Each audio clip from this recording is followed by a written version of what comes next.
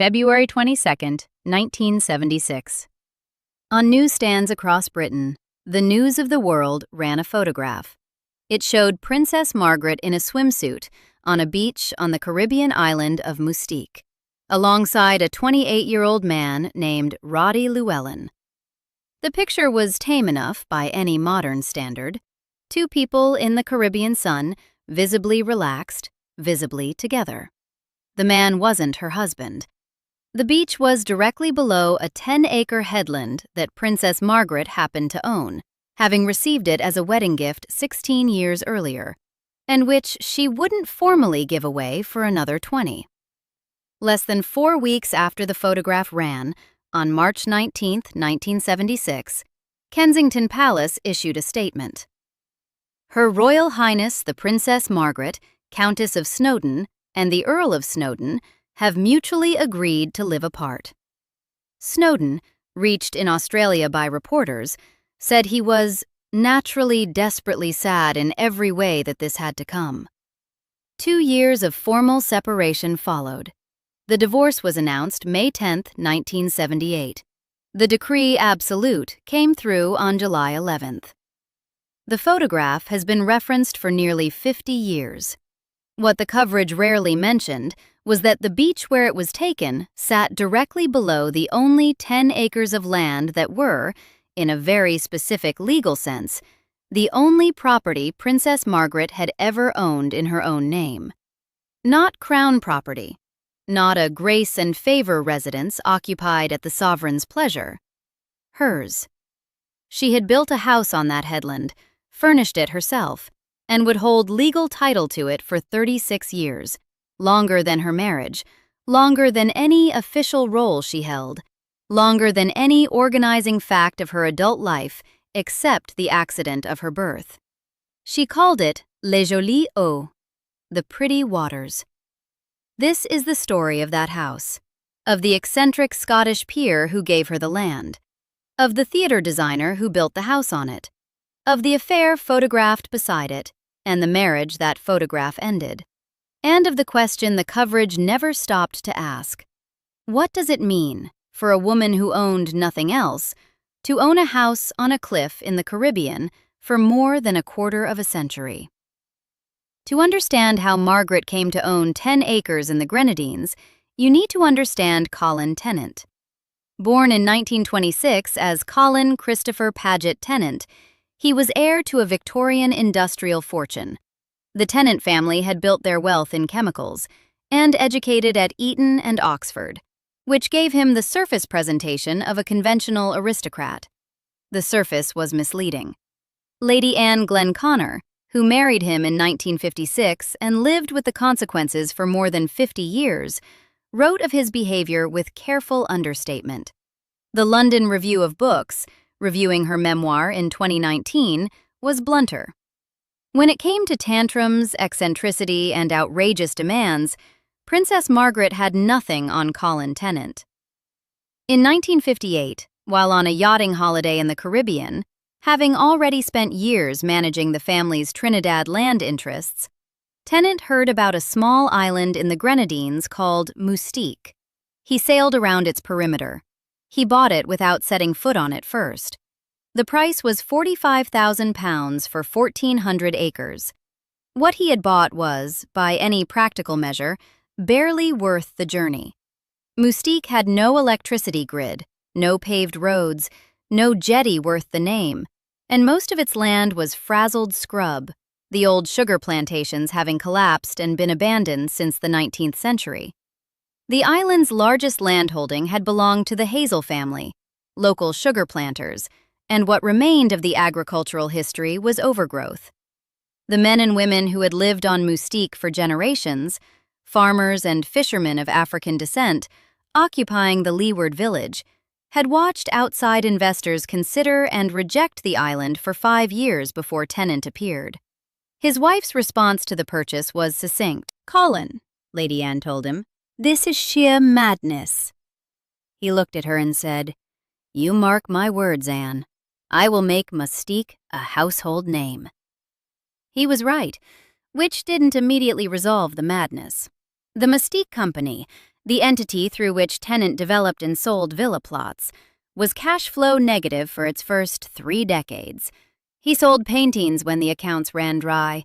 He threw extravagant parties to attract the kind of buyers the island needed. His 1976 Golden Ball, in which the trees were painted gold, the grass was sprayed gold, and the beach was covered in gold glitter, secured Mustique's reputation as a hedonistic playground for the very rich. Mick Jagger bought a villa on the island, L'Onskoy, directly after that party. Tenant had also, in an earlier chapter of his life, been among the young men with some romantic interest in Princess Margaret. History.com describes him as a British aristocrat who had once courted Princess Margaret, and at least one biographical account notes he had been in with a chance at one stage in the early 1950s. He married Anne Koch in 1956. His friendship with Margaret endured. In May 1960, Margaret married the photographer Anthony Armstrong Jones. Their honeymoon took them through the Caribbean on the royal yacht Britannia. Mustique was on the route. A boat came out from the yacht with an invitation to dinner aboard, received by Tenant and Lady Anne, who had not managed a proper bath in roughly 2 months. They accepted. On the last day of the royal couple's Mustique visit, Tenant gave them a tour. Then he offered a wedding present. In his own account, "Ma'am, we haven't given you a wedding present. Would you like something in a little box, or would you like a piece of land?" Margaret turned to her husband. She made up her mind without waiting for him to respond. "Oh, I think a piece of land would be just wonderful." Lady Anne Glenn Connor recorded that it was Armstrong Jones's first and last visit to Mustique. He referred to the island privately as Mistake. For Margaret, it would become the most important geography of her adult life. The 10 acres Tenant assigned to Margaret sat on the southeastern tip of the island, a cliff-top headland of scrubland and undergrowth, bordered on 3 sides by sea.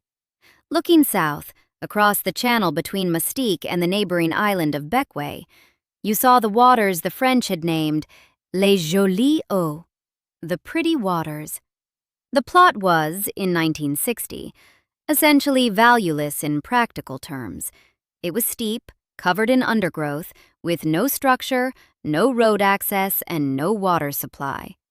What it had was height and air, and a view that extended on a clear day all the way to Bequia. It also had a legal status that nothing else in Margaret's life possessed. Princess Margaret lived in apartment 1A at Kensington Palace, a royal residence occupied on terms set by the Crown. She used Sandringham and Balmoral as a member of the royal family. The entire structure of her domestic life was institutional. The houses were the Crown's, the staff were the Crown's, the furniture in the public rooms was catalogued and would revert to royal collections. Nothing in her life, before Tenant's gift, was hers in the way a freehold is yours, absolutely, transferably, subject to inheritance tax, precisely because it belongs to a person rather than an institution. The 10 acres on the Mustique Cliff changed that. In 1996, Margaret transferred the property to her son David, partly to reduce the inheritance tax burden on her estate, an act legally possible only because she held clear personal title. Crown property does not attract inheritance tax. Her 2002 probate estate, valued at approximately £7.7 million gross, didn't include Les Jolies Eaux at all. It had already been transferred 6 years before her death. The mechanics of the transfer are reliable evidence for what Tenant gave her: a personal freehold, no crown encumbrance. Margaret herself knew exactly what she had. She put it plainly: the only square inch in the world I own. Lady Anne Glenn Connor, who heard this directly, gave it fuller weight in her 2019 memoir. Margaret told me Les Jolies Eaux was the only property she had ever owned in her entire life. It was hers. She felt inordinate love and pride that this wasn't Crown property. 12 years passed between the gift and any use of it. The plot sat untouched. Then, at the beginning of 1968, Margaret telephoned Tenant. "Did you really mean it about the land?" He said yes. "And does it come with a house?" That exchange, recorded in Lady in Waiting, suggests the gift was pledged in 1960, but only activated when Margaret wanted it. By 1968, she had reason to want it. Her marriage to Snowdon had been deteriorating for years. There had been affairs on both sides throughout the 1960s. The long, handwritten letters between them, fragments of which were eventually published by biographers, were full of Snowdon's complaints about Margaret's drinking hours and her complaints about the silent treatment, the fed-up sighs, the flouncing out. The idea of a house on a cliff that belonged to nobody but her, where the footmen and the protocol didn't follow, had started to look like something worth building. Tenant told her he would build her a house. A few months later, she arrived on Mustique, quietly, with no fuss, happy to use the bucket of water hanging in the trees that served as a shower, unbothered by the tinned food. Lady Anne Glenconner came with her to see the headland. Margaret wore a pair of Colin's cotton pajamas to scramble up through the scrub, string tied around her ankles and wrists to keep the brambles off, wearing wide sunglasses and a straw hat. Lady Anne noted that she had a big smile, not minding at all. She wasn't vain, she just got on with things. Tenant had already identified his architect. Oliver Messel was born in 1904 in London, and he had spent 4 decades making himself the most celebrated theatrical designer in Britain. His first commission came in 1925. Diaghilev invited him to design masks for the Ballet Russe production Zéphyr et Flore. His most famous production was the Sadler's Wells Ballet's 1946 staging of Tchaikovsky's The Sleeping Beauty at the Royal Opera House. He won a Tony Award on Broadway, designed the lavish suite at the Dorchester Hotel in 1953, and created the sets that defined post-war British theatrical imagination. By the 1960s, the theatrical world had moved on. Kitchen sink realism had replaced romantic escapism. Messel, arthritic and exhausted, retreated to the Caribbean. From 1967, he based himself in Barbados, where the warmth and color of the tropics, in his own description, liberated new sources of energy and imagination. He converted an existing Barbadian house into a showcase, began designing villas for wealthy friends, and created the aesthetic that would make him famous across the Caribbean. Whitewashed walls, slender Greek columns, flattened arches, elaborate plaster moldings, shutters painted in a particular sage green that became known throughout the region as Messel Green. There is an irony embedded in the Les Jolies O commission that no one involved appears to have remarked on directly. Oliver Messel was Snowdon's maternal uncle. Snowdon's mother was Anne Parsons, Countess of Ross, born Anne Armstrong Jones, Messel's sister. The relationship between Snowdon and his uncle was warm and personal. Snowdon later recalled being sent into Messel's London garden as a boy to search for treasure, finding what seemed to be a bird's nest in the hedges, only to discover his uncle had made it himself, the eggs cast from hand-painted china. The man commissioned to design the house where the Snowdon marriage effectively ended was Snowdon's own uncle, employed by Snowdon's wife. It's the kind of irony that the story produces almost without trying. Tenant commissioned the design in 1969. Messel, based in Barbados and close enough to oversee the construction, produced a single-story stone villa in what he called a theatrical neo-Georgian style. 5 bedrooms, 2 swimming pools, and an open-plan drawing room facing the channel. The walls were whitewashed. The shutters and doors were painted in Messel green, his Caribbean signature. The front door looked straight through the house to the view beyond, dissolving the boundary between interior and exterior in the way Messel repeated across all his Caribbean work. Glass-paneled internal doors opened the rooms onto the landscape. The floors were decorative Caribbean ceramic tile. The ceilings were cedar. Messel cultivated the garden downslope from the terrace. Calla lilies, oleanders, hibiscus, bougainvillea, all planted around the existing cedar trees rather than clearing them, the old growth providing shade and, practically, visual cover from the windward beach below. 2 swimming pools were positioned so that a swimmer sat at eye level with the horizon of the Caribbean and Atlantic waters combined. Construction took roughly 2 years from the commission. By February 1972, the house was complete. Margaret moved in that month. She had spent the previous year making shopping trips for furnishings, not to Colfax and Fowler, but to Peter Jones.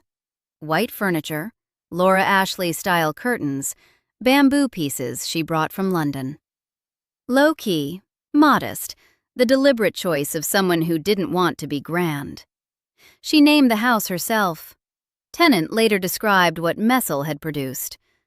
Oliver had instilled the essence of the West Indies in a little cottage. It gave Princess Margaret the greatest possible pleasure not to be reminded of the grandeur of what she was.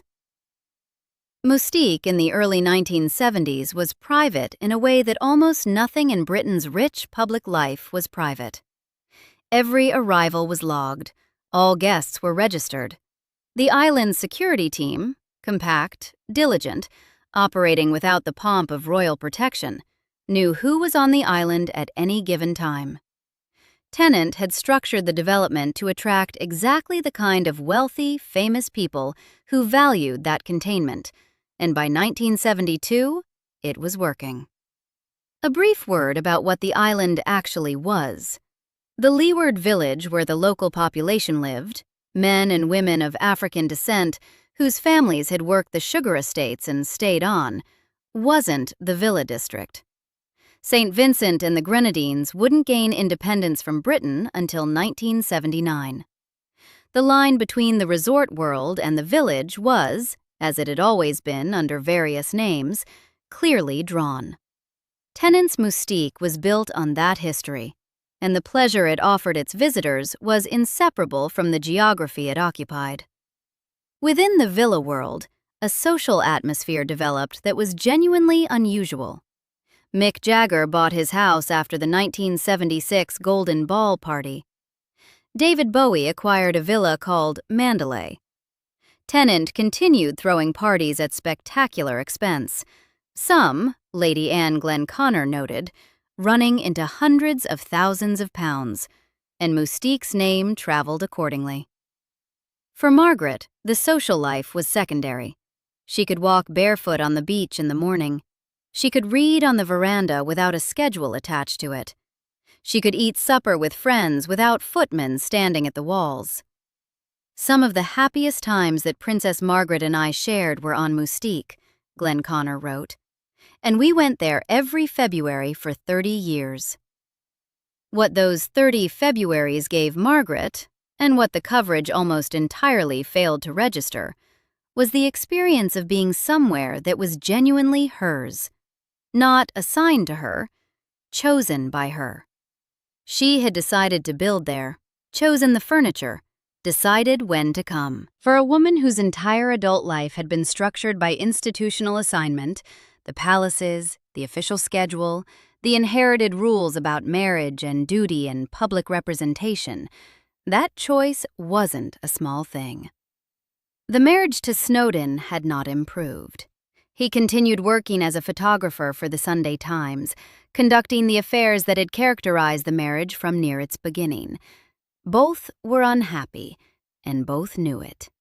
What was new from 1972 onward was that Margaret had somewhere to go.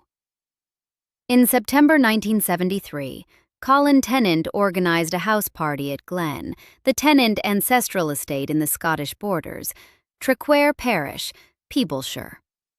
Among the guests was a 25-year-old man named Roddy Llewellyn. His background was more substantial than the tabloids ever bothered to establish.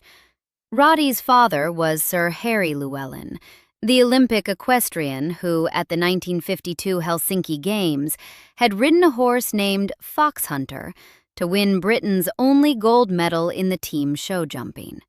Foxhunter and Sir Harry were, by one account, national heroes, figures that had genuinely captured the public imagination in the early 1950s. Roddy had grown up in that shadow, attended Shrewsbury School, and arrived in Tenant's social circle working as a landscape gardener. At the Glen house party, the meeting date comes from Glen Connor's memoir, which acknowledges some imprecision about the timing. Tenant introduced Llewellyn to Princess Margaret. She was 43, he was 25, 17 years her junior. The affair began within weeks. Lady Anne Glen Connor's immediate response, by her own account, was, "Heavens, what have I done?" Her concern wasn't primarily for Margaret's well-being, but for her public standing, and the subsequent events justified the concern. The private arithmetic, however, was simpler. Margaret's marriage had been emptying for years. Snowdon's affairs were extensive and largely open within their social circle. Margaret, at 43, was lonely in ways that the official round of duties addressed not at all. Llewellyn was young, uncomplicated by the protocols she lived inside, and genuinely fond of her. Margaret brought him to Mustique in the winter of 1974, and again in 1975. His third visit was in February 1976. The photographs ran on February 22, 1976. Margaret and Llewellyn on the beach at Mustique together, in swimsuits, visible to a telephoto lens positioned on the windward side of the island. Llewellyn issued a statement almost immediately. "I much regret any embarrassment caused to Her Majesty the Queen and the royal family, for whom I wish to express the greatest respect, admiration, and loyalty." He offered no comment on the photographs directly. He noted, separately, that he had been gardening on Mustique, which was true, and which helped no one. On March 19, 1976, the formal separation was announced. The statement was bland and procedural. The Princess and Lord Snowdon had mutually agreed to live apart. There were no plans for divorce proceedings. Snowdon, reached in Australia, said he was naturally desperately sad in every way that this had to come. His fuller statement expressed hope for the understanding of their two children, wished Margaret happiness, and extended his love, admiration, and respect to the Queen and the Queen Mother. The statement said nothing about the years of mutual infidelity that had preceded the photograph, or the long correspondence about drinking habits and mood swings, or the dinners at Kensington Palace, where the two of them had communicated through the management of silence. The photograph was the occasion. The marriage was the cause. Those are different things, and the newspapers in 1976 treated them as the same. The affair with Llewellyn continued until 1981, when he married Tatiana Soskin. He became a horticultural writer and garden designer, and he and Margaret remained on friendly terms until her death. The toy boy framing, the contemptuous tone that characterized the press coverage in 1976, described something the facts didn't support. Years later, after Margaret's death, Queen Elizabeth reportedly told Lady Anne Glen Connor directly, "I'd just like to say, Anne, it was rather difficult at moments, but I thank you so much for introducing Princess Margaret to Roddy, because he made her really happy." She had. He had. In a house on a cliff that she owned herself. The formal divorce was announced May 10, 1978, and the decree absolute granted July 11th. Snowdon married Lucy Lindsay Hogg in December of that year. Margaret didn't remarry. The property settlement confirmed what had always been true. Les Jolies Eaux wasn't part of anything to divide. The land had been Margaret's personal property since Tenant transferred it to her, predating the marriage's legal dissolution by 18 years. Margaret retained her Kensington Palace apartment. Her children, David, Viscount Linley, who was 16, and Lady Sarah Armstrong Jones, 14, remained with her. Les Jolies Eaux stayed hers, and she returned to it every February for the next 22 years. Those 22 years weren't uniformly easy. Her health deteriorated through the 1980s. She had surgery related to skin cancer in the middle of that decade, the Caribbean sun she had been sitting under for years, having eventually made its accounting. She was a heavy smoker throughout her adult life, which compounded everything. By the early 1990s, her mobility was increasingly restricted, her circle narrowing around her. The island became harder to reach and harder to enjoy, in the physical terms that had made it so appealing in the first years. She came anyway. After 1981, when the Llewellyn affair ended, she came to Mustique with other friends and with Glenconner, continuing the same winter pattern. She continued to collect shells on the beach. She continued to sit on the veranda with the view of the channel. None of the biographies written during Margaret's lifetime gave these years much attention, which is itself telling. Without the scandal element, the Mustique visit seemed like nothing more than a privileged woman taking a pleasant holiday. That was precisely what made them significant. In 1996, Margaret gave Les Jolies Eaux to her son David as a wedding gift when he married Serena Stanhope. The transfer was at least partly practical. Moving the property before her death reduced the inheritance tax her estate would face. It was a rational act of legal planning. It was also the moment she stopped owning the one thing she had ever owned. She made one more visit. In February 1998, she was at the villa when, around the night of February 23rd, she suffered a stroke. The palace confirmed her condition was stable. She was treated by doctors on Mustique and then flown to Barbados. She was 67 years old. She returned to England. She never went back. David sold Les Jolies Eaux in 1999 for a reported £2.4 million, reportedly to his mother's distress. The buyers were an American couple with Irish links who simplified the interior design and introduced new furnishings. The white furniture from Peter Jones, the portrait of Queen Elizabeth that had hung at the center of the drawing room, the bamboo pieces Margaret had brought from London, all of it went.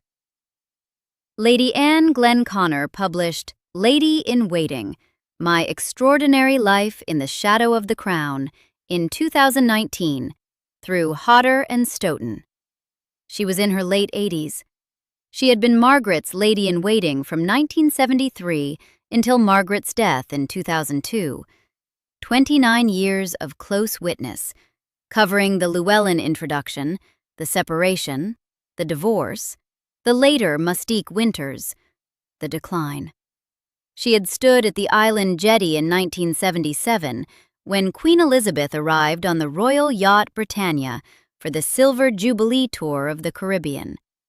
She had been on the beach when the shells were collected. She had been there for most of it. The book reached #1 in UK nonfiction. It was, as one trade publication noted, a first-time author who became a bestseller. A reading public that had processed the tabloid version of Margaret for 4 decades and had watched The Crown's dramatized version more recently was waiting for exactly what Glenconner offered, a direct account from the person who was actually present. What the Mustique chapters gave that audience was something none of the prior coverage had provided. The press had analyzed Margaret her entire adult life, but always through the aperture of her public role. What she wore, who she stood next to, what she said or failed to say at official events. Glenconner had watched her do other things. Scramble up a hillside in borrowed pajamas. Buy curtains at Peter Jones with the determined plainness of someone who didn't want to be grand. Collect shells on a Caribbean beach and bring them home to clean and arrange on the cottage tables. Complain about her husband's affairs without self-pity, then set the conversation aside and go back to the thing she was reading. It was the only house she ever owned, Glenn Connor wrote of Les Jolies Eaux, and it made her very happy, because apart from being beautiful, it provided her with an independent base from her husband. The word independent is carrying real weight in that sentence. Margaret's entire life had been structured by institutions she had not chosen: the palace, the crown, the official schedule, the inherited rules about marriage and duty and public representation. Les Jolies Eaux wasn't exempt from those institutions. She was still a princess on Mustique, still addressed as ma'am, still accompanied by security, still operating inside the same hierarchy. But the land was hers. The house was hers. No institution could take it away from her without a transaction she consented to. She consented, in the end, in 1996. At 66, in declining health, with the practicalities of inheritance tax pressing, she transferred it to her son. It was the rational thing to do. Glenn Connor's book also confirmed what the Queen herself privately understood about the Mustique years. By Lady Anne's account, Queen Elizabeth told her after Margaret's death, "I'd just like to say, Anne, it was rather difficult at moments, but I thank you so much for introducing Princess Margaret to Roddy, because he made her really happy." The public crisis of 1976 and the private relief of it were two entirely separate things. The audience reception to Lady-in-Waiting confirmed what the comment sections of every YouTube video about Margaret had suggested for years. People were ready to receive a different account of who Margaret was. Not Margaret the cautionary tale, not Margaret the royal parasite, as members of Parliament had called her in 1976. Margaret, the woman who owned 10 acres on a cliff in the Grenadines and spent 26 years going back to them every winter because it was the one place she fully chose for herself. Les Jolies Eaux is still on the cliff. The pretty waters that gave it its name, the channel between Mustique and Bequia, blue and unstill, the trade wind from the east running over it all winter, haven't moved. The villa sits above them on the same 10 acres of headland. The old cedar trees Messel planted around the structure are still standing. The view from the drawing room, through the glass-paneled doors that Messel aligned to face the channel, is the view he designed and Margaret chose. Current rental listings show the villa available at approximately £33,000 to £47,000 a week, depending on the season. It sleeps 10 guests. The stone structure carries Messel's architecture. The layout, the pools, the open arrangement facing the water. The interior has been renovated since the 1999 sale, and the house has changed hands more than once since then. Oliver Messel died in Barbados on July 13, 1978, at the age of 74, buried at Nyman's, the Messel family home in West Sussex.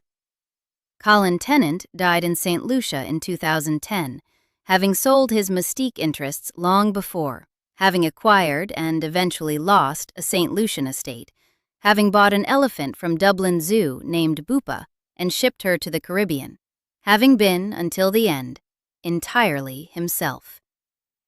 Snowdon died in 2017 at the age of 86. Margaret died on February 9, 2002, at King Edward VII's Hospital in London, following a stroke. She was 71 years old. Her ashes were interred in the King George VI Memorial Chapel at Windsor, beside her father, beside her mother, who died later that same year, and eventually, in September 2022, beside her sister. The chapel is quiet and cold in February. Every member of that family interred there was born inside the institution and died inside it. Margaret held Les Jolies Eaux from 1960 to 1996. She visited from 1972 to 1998. She called it the only square inch in the world I own, and she was telling the exact truth. Not a crown residence, not a grace and favor house, not borrowed from an institution that had decided her place in it before she was born. A freehold on a cliff, with the pretty waters below it, and the trade wind running over them, and her name on the papers. 3,000 miles to the southwest, in the same month, the trade wind is warm, and the channel is the color that gave the house its name. She had it for a while. That is more than most people in her position ever got. Subscribe for more stories like this.